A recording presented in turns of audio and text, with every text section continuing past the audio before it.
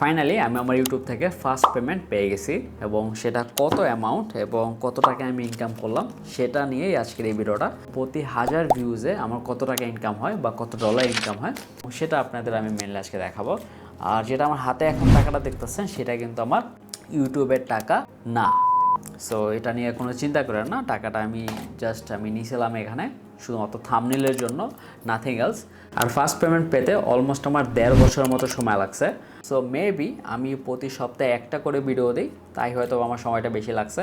But আপনি যদি continuously প্রতি সপ্তাহে 2-3টা করে ভিডিও মেক করেন এবং আপনার কোয়ালিটিটা ধরে রাখেন, তাহলে হোপফুলি আপনি 6 মাস বা 8 মাস বা 1 বছরের ভিতরে আপনি রেভিনিউ জেনারেট করতে পারবেন এবং সেটা খুব ভালোভাবে পারবেন। আর যেহেতু আমার এক্সট্রা আরও অনেক কাজ থাকে এবং আমি খুব বিজি থাকি, দ্যাটস আমি সপ্তাহে একটা ভিডিও মেক করি।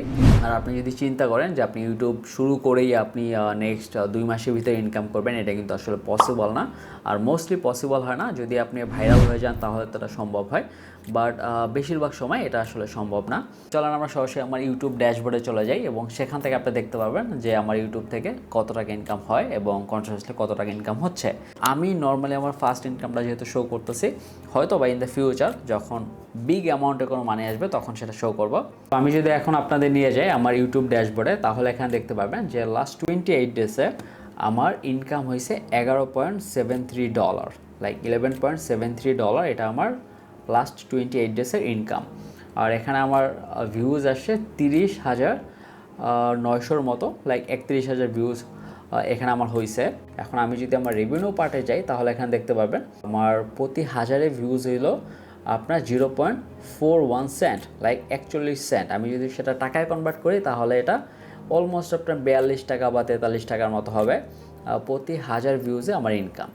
এখন কথা হলো যে আমার যে প্রথম পেমেন্টটা সেটা আমি কত পাইছি। আমি যদি এখন আপনার লাইফ টাইমের ইনকামটা দেখাই তাহলে দেখবেন এখানে $121 মতো আমার লাইফ টাইম ইনকাম। সো $121 ইনকামের ভিতরে আমি এখানে $109 আমি সেটা ইনকাম করতে পারছি।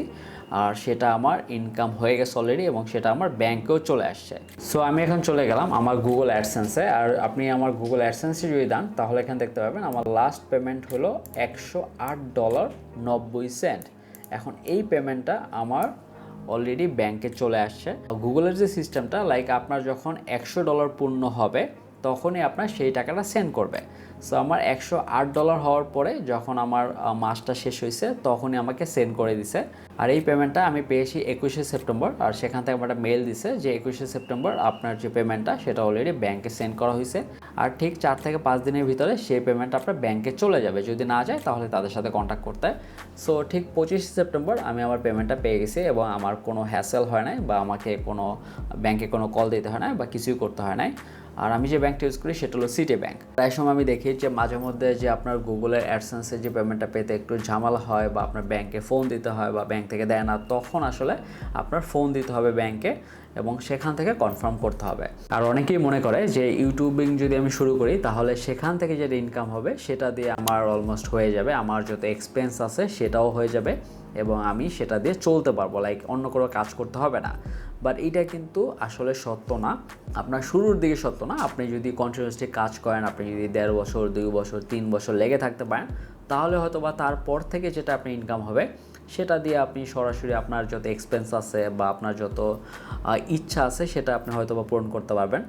বাট আপনি যদি সরাসরি চান যে নেক্সট 3 মাস বা 6 মাসের ভিতরে ইউটিউব থেকে ইনকাম করে খুব ভালো লেভেলে আর্ন করবেন, এটা কিন্তু অলমোস্ট পসিবল না।